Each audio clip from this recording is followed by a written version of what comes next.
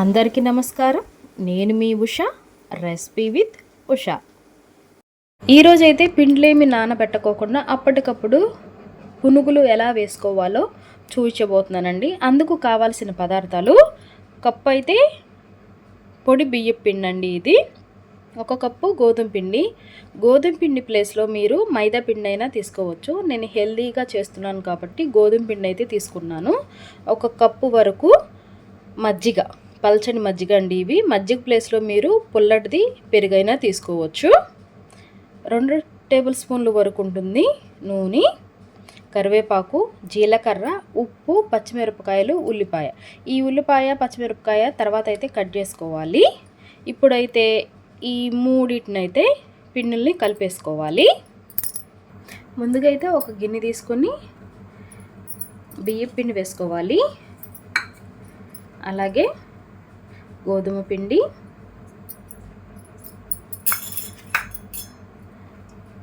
జీలకర్ర, ఉప్పు. ఇప్పుడు పల్చని మజ్జిగ అయితే పోసేసుకోవాలి. ఇలా పోసుకొని మొత్తం ఒకేసారి పోసుకోవద్దు. ఇలా పిండి ముద్దనైతే కలుపుకోవాలి. ఇందులోకి కొద్దిగా నీళ్ళు అయితే పడతాయండి. నీళ్ళు కూడా పోసుకుందాము. కొద్దిగానే, ఎక్కువైతే వద్దు. జారుగా కాకుండా కొంచెం గట్టిగానే కలుపుకోవాలి ఈ పిండి అనేది. ఇలా కలుపుకున్నాం కదా. ఇప్పుడైతే 2 టేబుల్ స్పూన్ల వరకు నూనె అయితే వేసుకోవాలి. వేసుకుని ఇది మొత్తం ఒకసారి అయితే కలుపుకోవాలి.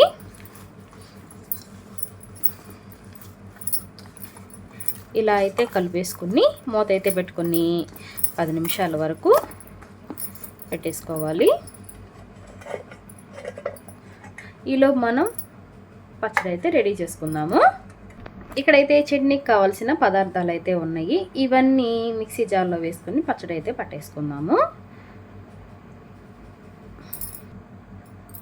వేరుశనగ పప్పు, పుట్నాల పప్పు, పచ్చి కొబ్బరి ముక్కలు, పచ్చిమిరపకాయలు, జీలకర్ర, రుచికి సరిపడా ఉప్పు. ఇప్పుడు దీన్ని కోర్స్గా గ్రైండ్ అయితే పట్టుకోవాలి. ముందే నీళ్ళు అయితే పోయకూడదు. ఇప్పుడైతే ఇలా నలిగింది కదా. ఇప్పుడు కొద్దిగా అంటే కొద్దిగా నీళ్ళు అయితే పోసుకోవాలి. పోసుకొని మరొకసారి గ్రైండ్ చేసుకుందాము. ఇప్పుడైతే ఇలా నలిగింది కదా. ఇందులోకి కరివేపాకు కూడా వేసుకుంటే ఈ చట్నీ అనేది చాలా బాగుంటుంది. చట్నీ అయితే ఇలా అయితే అయిపోయింది. బాక్స్లోకి అయితే పోసేసుకుందాము. పోసేసుకుని దీనికైతే పోపు అయితే పెట్టేసుకుందాము. మనం పోపు వేసుకున్న చిన్ని దానిలో 1 టేబుల్ స్పూన్ వరకు నూనె అయితే వేసుకోవాలి. నూనె అనేది వేడైందండి. పోపు దినుసులు అయితే వేసేసుకుందాము. ఇక్కడ పోపు అయితే వేగిపోయింది. 2 ఎండుమిరకాయలు అయితే వేసుకోవాలి తుంచుకుని. అందులోకి అలాగే కాస్తంత కరివేపాకు ఇప్పుడైతే ఇందులో వేసేసుకోవాలి. ఒకసారి అయితే ఇదంతా ఇలా కలిపేసుకుందాము చట్నీలోకి. సింపుల్గా చట్నీ కూడా అయిపోయింది కదా. ఇదైతే ఇప్పుడైతే పక్కకు పెట్టేసుకోవాలి. ముందుగానే అయితే నూనె అయితే పెట్టేసుకున్నాను స్టవ్ వెలిగించుకొని. ఇప్పుడు మన పిండిని అయితే చూద్దాము. చూడండి, పిండి అయితే ఇలా నానిపోయింది. ఇప్పుడు సన్నగా కట్ చేసి పెట్టుకున్న ఉల్లిపాయలు, పచ్చిమిరపకాయ ముక్కలు వేసేసుకోవాలి ఇందులోకి. అలాగే కరివేపాకు కూడా వేసుకుని ఇదంతా కలిపేసుకోవాలి. ఇందులో మీరు తినే సోడా ఉప్పు వేసుకోవచ్చు. నేనైతే వేయట్లేదు, ఆప్షనల్ మాత్రమేనండి అది. ఇప్పుడు ఇదంతా కలిపేసుకోవాలి. ఇది మనం మైసూర్ బోండాకి వేస్తాం కదా, అలా అయితే ఉండాలి పిండి అనేది. నేను చూపిస్తాను. ఇదిగో ఇలా చూడండి.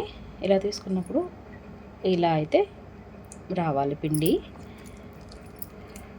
ఇలా కనుక లేకపోతే గట్టిగా ఉన్నట్టయితే కొద్దిగా నీళ్ళు అయితే పోసుకొని ఇలా అయితే పిండిని అయితే కలుపుకోండి.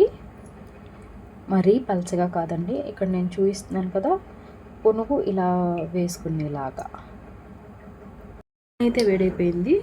మనం చిన్న చిన్న పునుగులు కానీ మీ ఇష్టం, పెద్ద పెద్ద అయినా వేసుకోవచ్చు.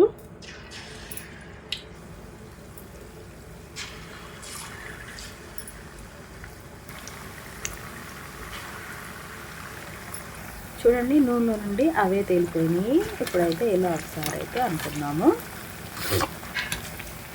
ఇలా అనుకుంటాం వల్ల ఏమవుతుందంటే అది రౌండ్గా తిరిగి మొత్తం బంగారు రంగు వర్ణంలోకి కాలుతుందన్నమాట ఈ పునుగు అనేది. ఇక్కడ చూడండి, అన్నీ బంగారు రంగు వచ్చేసినాయి కదా. ఇప్పుడైతే తీసేసుకోవాలి వీటన్నిటిని. ఇప్పుడైతే ఇవి ప్లేట్లకు అయితే వేసేసుకుందాము. ఇప్పుడైతే మరికొన్ని వేసుకున్నాం. అన్నీ ఇదే విధంగా వేసేసుకోవాలి. ఇవి కూడా బంగారు వర్ణం వచ్చినాయండి, తీసేసుకున్నాము. వెరీ సింపుల్గా కప్పు బియ్యం పిండితో ఇలా సాయంత్రం స్నాక్స్ కానీ పొద్దున టిఫిన్గా కానీ ఇలా చేసుకోండి, చాలా బాగుంటుంది. చూడండి, సింపుల్గా అయితే మన పునుగులు అయితే రెడీ అయిపోయినాయి. ఇప్పుడు మనం చట్నీ ప్రిపేర్ చేసుకున్నాం కదా, ఆ చట్నీ కూడా ఇందులో అయితే పెట్టేసుకున్నాము. చూడటానికి కలర్ఫుల్గా ఉంది కదా. మీరు కూడా ఒకసారి ఇలా ట్రై చేయండి. నా వీడియో అయితే నచ్చిందని అనుకుంటున్నాను. చూడండి, మీరు కూడా ఒకసారి ఇలా ట్రై చేయండి. నా వీడియో నచ్చితే లైక్ చేయండి, సబ్స్క్రైబ్ చేయండి, కామెంట్ చేయండి. మరిన్ని రెసిపీస్ కోసం నా పేజీని ఫాలో చేయండి. మరొక రెసిపీతో మీ ముందు ఉంటాను. Recipe with Usha.